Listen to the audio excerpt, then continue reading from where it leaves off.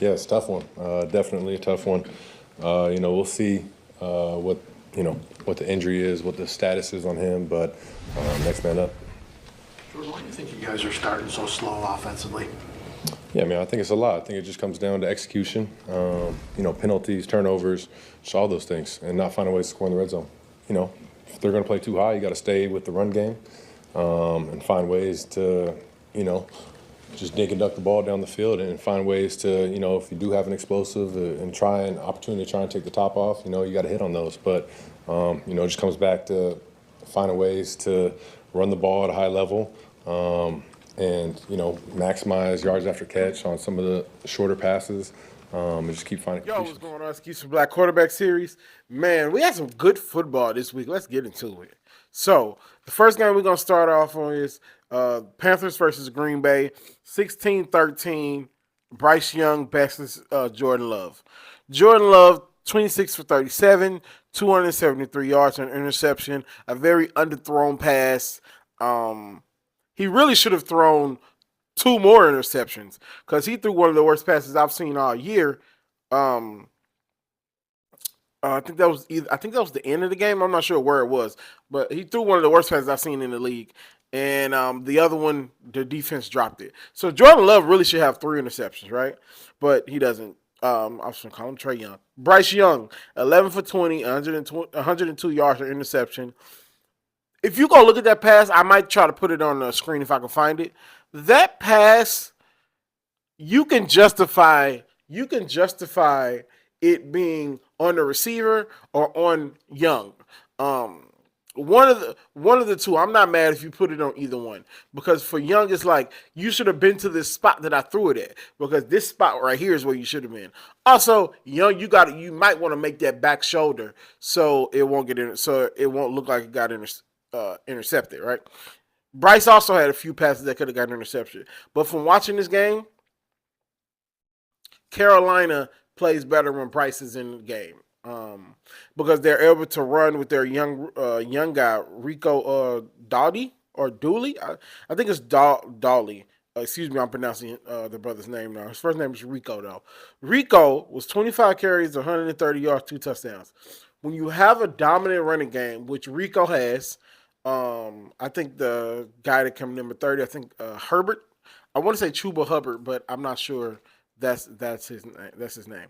But I know the the former starter for Carolina, got hurt, and Rico has came in and absolutely lit the world on fire. Like he's the reason that they're winning a lot of these games, right? And so when you get a great running game and Bryce Young can play off the running game and the defense can play excellent. I'm talking this defense played so good, like phenomenal all game from start to finish. Defense was excellent all game. They only gave up one touchdown, and for whatever reason, it looked like they was playing prevent on that touchdown drive. So that one touchdown was kind of meaningless in my opinion. Green Bay was terrible in the red zone. Fourth down, I think they lost on the fourth down conversion. Um, and I think they had two field goals. Like they didn't do anything in the red zone other than that one touchdown that they gained. And so they couldn't stop the run. As you can see, Rico had 130 yards, two touchdowns. Like so, you can't stop the run on one end, and you can't execute in the red zone on your end. That leads to a 16-13 loss in a game that you should have not lost. So we might have to start putting some respect on Carolina's name. Carolina, and I saw a funny meme about this. Carolina and the heralded Chiefs have the same record. They're both 5-4. We're gonna be like the Chiefs gonna be okay. They always lose to Buffalo and blah blah blah.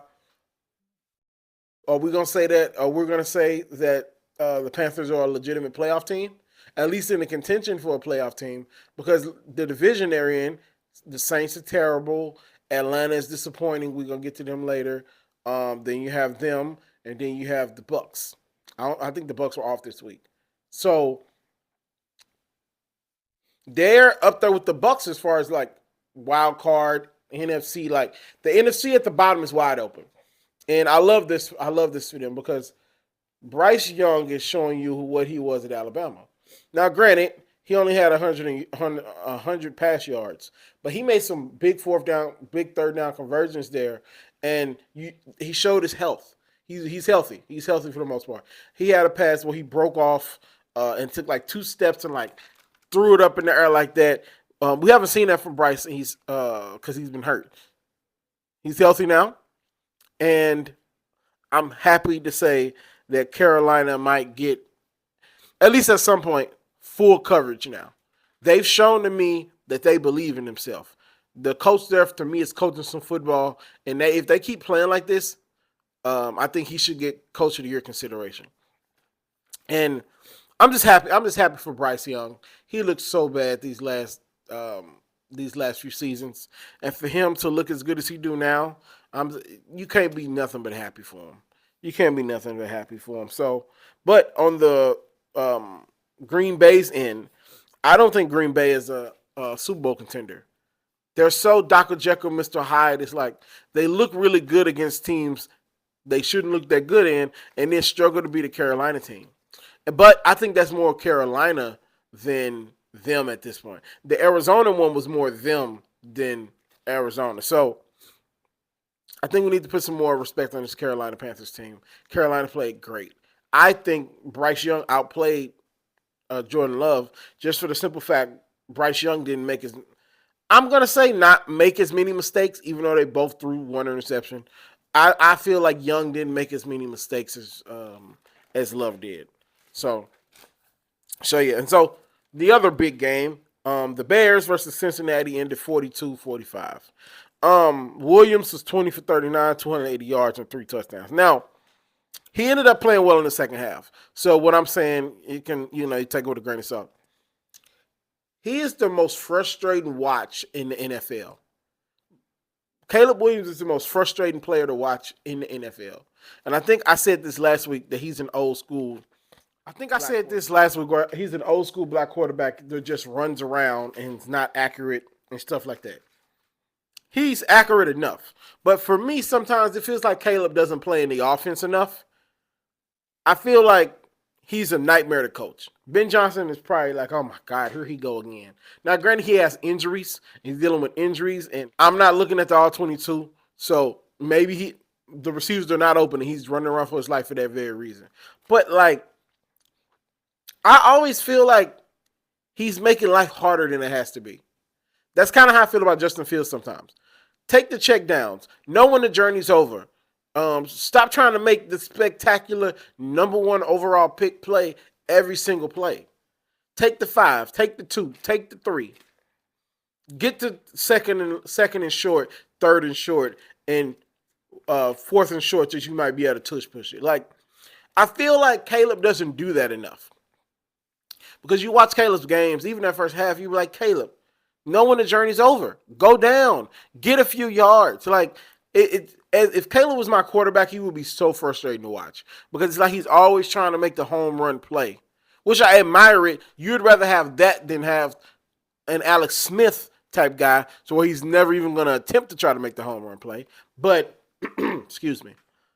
I don't know. He's just very frustrating to watch. He's very frustrating to watch. It's pretty much even through 2 quarters. Man, Cincinnati has so much talent. I was talking to my uncle, and even number 82 made a spectacular catch. And that brings up the fact, Shady McCoy talked about, I don't know if this is today or a few days ago. This is Monday. I'm recording this. And he was making mention of this Cincinnati's offense is so talented. Do you think about getting rid of Joe Burrow and getting an average quarterback in there? The only thing about that, and I'm a Joe guy. I like Joe. I think Joe Burrow is the 4th or 5th best quarterback in the league, depending on where you see Jalen at. And my answer would be no, because you already paid him. But I do understand the concept. You have this overwhelmingly great team. You just need somebody to not be terrible, which is what I don't have Joe Flacco's numbers, but Joe Flacco threw for I think over 300 yards. Like, Joe threw for over 300 yards. You know what I mean? So it's like, what more could have Joe Flacco threw for 3. What more could Burrow have done that Flacco didn't do? Like, that's some of the conversations you got to have internally if you're the Bengals, because you need a better defense than this. And we came in this season saying that Cincinnati was going to give up 2,000 points. So, but on the other end, Cincinnati doesn't even get this opportunity if the Bears do what they're supposed to do. So, I wrote down. But first, I don't remember his name. I'm putting his name up. Shout out to number 25. I think his name was I can't remember his name. It was a funny name. But shout out to number 25 for the Bears. He was toting that rock. Shout out to all the running backs. The running backs are having a great season. From Jonathan Taylor to number 25 to Rico. All these guys are playing absolutely fantastic. And I think a running back probably should win the MVP this year. I think it should be Jonathan Taylor if they keep winning the way they're winning. But y'all know unfortunately it's a quarterback award. You got to do something crazy to win it as a running back. You got to do something crazy to win it as a running back nowadays. But some of the miscues from Chicago that even led to them having to make a miracle comeback. You give up a touchdown. At this point, it's, I think, 42-27 or 42-24. You give up a touchdown. You give up a 2-point conversion. You give up an onside kick. And then you give up more bad defense. If you get a stop at any point in that, or you just recover the onside kick, this game is over. And we're not even having this conversation. I'm probably not even talking about this game. Like, the absolute collapse of Chicago in this should not be ignored. I know we're going to talk about the Bengals and how the Bengals collapsed and everything, because you do not give a pass up over the middle and then not secure the tackle, and he get like a 15-yard touchdown run in the middle of the field with 17 seconds left. Like, that's awful too. But they don't even get a chance to do that if Chicago takes care of business and gets a 3-and-out, or at the very most recovers the onside kick. And even with the onside kick, did it touch a Bear's foot? Maybe. I haven't sat there and watched the slow motion version of it, but it just feel like it wasn't enough there to justify giving them the ball. But whatever. But we can talk about how Cincinnati collapsed and all that, but I think this is more of a Bears issue than a Cincinnati issue. Cincinnati shouldn't even have been in that situation to make that comeback. So both of these games are really good. I enjoyed watching both of those games. So we're going to get into some of the injuries. So Houston and Denver. Houston fought hard, but Denver ultimately came out and win, right? They couldn't hold on to the lead. I thought they was going to win. Yeah. CJ has a concussion. I expect CJ to be back next week. I'm not too concerned about them. If not that week, the week after next. They could possibly at least end the season respectively, because they've played good the last 2 weeks. Houston's played well the last 2 weeks. Offensive line is still terrible, but you get what you got to get with them, you know? So, well wishes to CJ. Well wishes to Jaden Daniels, who had an elbow injury, a broken elbow injury. I'm going to put the screenshot on the screen. So if you squeamish, don't look for like maybe 10 seconds. So essentially this part of his elbow, like went that way. And like it is nasty. It was nasty. I'm not gonna put the video in here as a respect to Jaden. But yeah, it was gruesome. It was gruesome. I was at the gym working out with my brother, and I saw the injury as I checked back to my phone, and I was like, God, like, luckily this wasn't his throwing arm. So Shannon and a couple of other people, even doctors, are saying he should be back in 4 to 6 weeks. But if I'm the owner of Washington, I'm like, he's not playing no more, because he also has the hamstring. He also has this, and that, the ankle. Like, you taking the rest of your sophomore season off, and we're gonna come back next year and redo this thing. So, well wishes to Jaden. Prayers up to him, and hopefully for a speedy, safe recovery. And hopefully, if it's up to me, I'll see you next season. So the Falcons. I don't really have much to say about this game because I'm kind of done with the Falcons. 9 receptions, 118 yards, 3 touchdowns for Drake London. Absolute monster. Drake London needs to be on a team in a bigger market, because the world needs to see how great Drake London is. Like, all 3 of these touchdowns were huge and absolutely ridiculous, right? But as usual, Atlanta can't close, and I don't know. I don't know what to make of Atlanta. Like I've never looked at a team this talented and been like, y'all are not good. I think at this point it might be a coaching issue. Now I'm not want to call for a black man's job, but I don't know. This team is too talented to be 3-5. Like I'm sorry, it's too talented to be 3-5.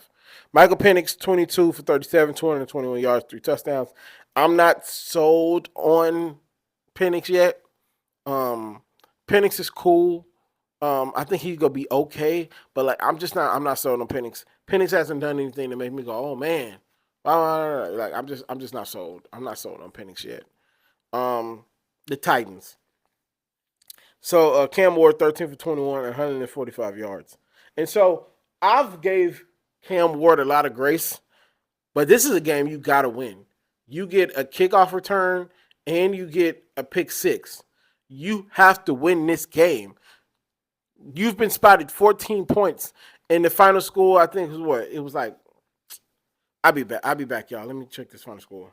You get a kickoff return and you get a pick six, and the final score is 27-20, which means you couldn't even score a touchdown. Like, I know he doesn't have much talent around him. I know it's not the best circumstances, but you got to get a touchdown, Cam. You got to get in the end zone some type of way. So, like, we're halfway through this thing, and I'm a little nervous. I'm gonna be for. I know I said I'm not gonna judge rookies till Thanksgiving of their second year, but I'm a little nervous. I picked this team to be the Houston of Cam's of CJ's rookie year, and they're way far from that. So I don't know. I hope I'm wrong, but I'm looking a little nervous on Cam right now. His rookie campaign. Luckily, nobody really cares about Cam like that, so he can live in perpetuity and not really worry about the media. But man, I'm a little nervous about Cam. Now, the last game of the evening, because I'm not going to do the Cardinals game. I don't think Arizona is playing anybody. Arizona's playing Jacoby. So I'm going to watch it. I'm going to post on the community tab. So if you want to know my thoughts, check that out. But I'm not going to do a full-fledged video about it because I don't think it's worth it. But the last game of the video, Kansas City and Buffalo. Did I write his numbers down? Mahomes was 13 for 35, 34, 250 yards and an interception. So Mahomes this is the first time I've seen a call actually not go for them. Like, it was crazy. I was like, wow, they didn't give him that call out of nowhere? Like, so shout out to them. They are, like I said earlier, they have the same record as the Panthers. They're both 5-4. So they chugging along. I don't even know what to make of Kansas City because I think their magic is gone. Because like even last year, maybe a year before that, they beat them. They make enough plays to beat them in this type of environment. And it's funny because they didn't even beat them this time. But we already know what this Buffalo Kansas City rivalry is. It's going to be told in the playoffs. You can beat them 100 times in the regular season, but can you beat them in the playoffs? And that's where it really matters. But Buffalo beat them. I'm not going to say convincingly, but Buffalo beat them pretty well. Like, if Mahomes is not going to be magical, I don't know if the Chiefs have a chance. They 5-4. They're in a bad division, so they're going to win the division. But pseudo bad because Denver is right there with them. But I don't know. This feels like the year that the Chiefs are not going to get to the Super Bowl. So let me know what you guys think. Great week of football. I thoroughly enjoyed this week of football. It was one of the better weeks of the year. Let me know what you think about Caleb. Might be another video this week. I kind of got a thing I want to do.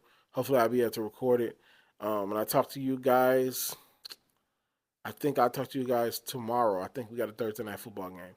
So I'll talk to you guys tomorrow. Peace.